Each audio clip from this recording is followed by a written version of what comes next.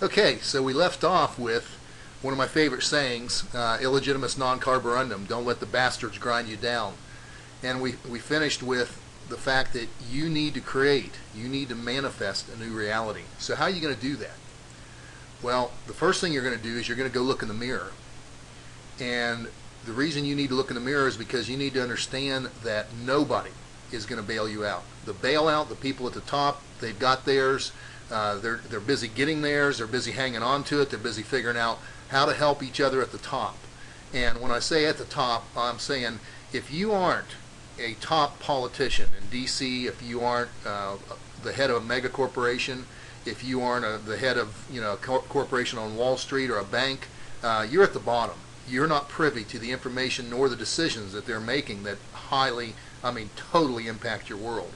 So, having said that, what do? Well, you look in the mirror and you realize you are the bailout. The next thing you need to do is take massive, laser-targeted action. Set your goals for 2010 and break them down into actions that need to happen in order to achieve those goals. You can't just write down, well, by December 31st, I'm going to make $1 million. It's not going to work. You need to let your mind know what the goal is. Then you need to back up in terms of monthly and weekly and daily goals from that point and be marching towards that each day. And if you don't do that, you're not going to achieve what you need to achieve. Putting it out there and saying I want to earn $1 million, yes, the mind will absorb that, will get its mind around it, and will start to work towards it. But you have to take action. You have to take massive laser-targeted action. Secondly, you need to review in 2009, list what worked and what didn't. Laser focus on expanding what worked. If you had an advertising campaign that worked, if you had some different little technique you tried or a new product that you launched, whatever it was that you did, a niche you got into and it worked, you need to expand that niche. You need to look to ramp that up. And on the flip side of that, take a critical look at what didn't work. And unless you are still testing, drop the things that didn't work.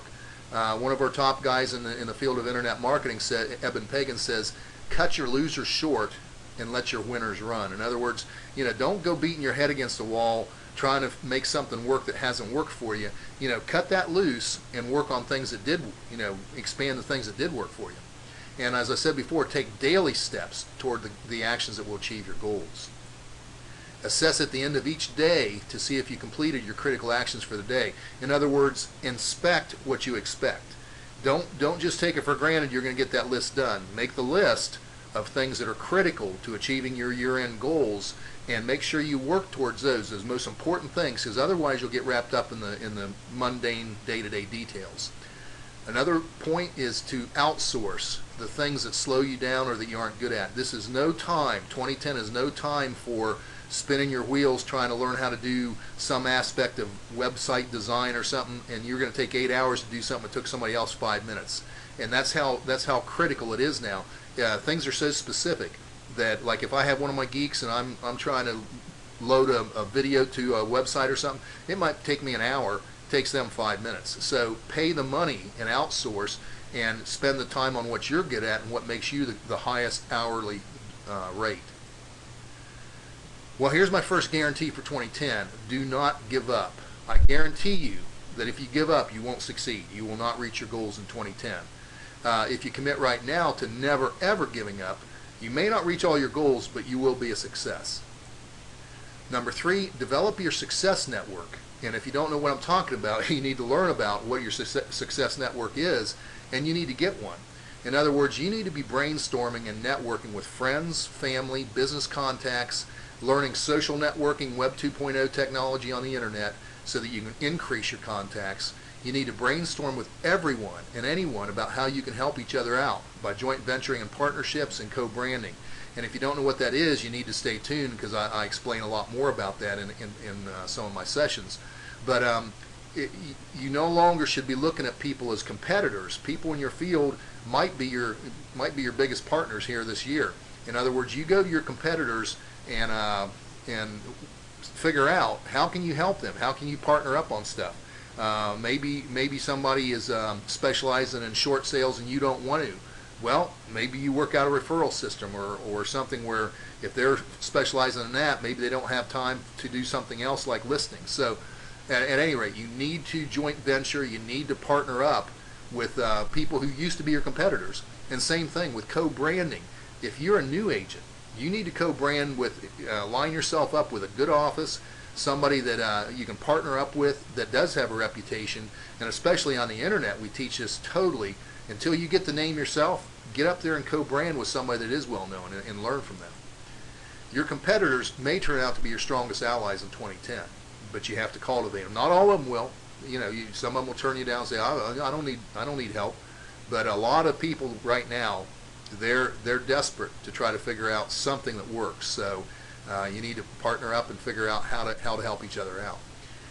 Connect with those that you really care for and that are a positive influence.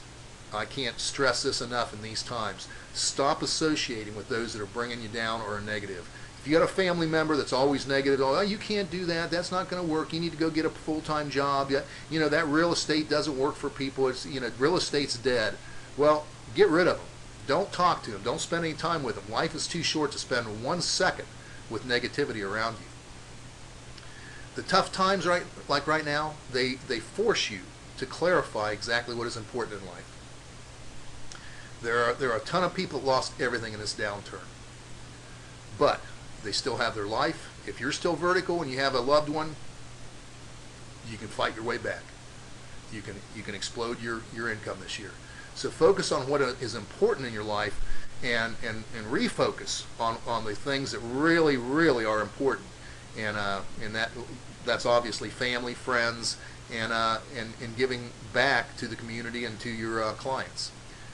Invite your top contacts to your Mastermind Alliance. Meet at least once per month. Why?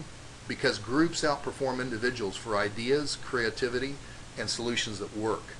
Build relationships with these people and give value without expecting anything in return, and see what happens. Okay, I'm going to shut this down because we've got another 3 to go, and I don't want to run over my 10-minute limit because I want to throw this up on YouTube. So next session, we're going to talk about how to look for new niches in 2010.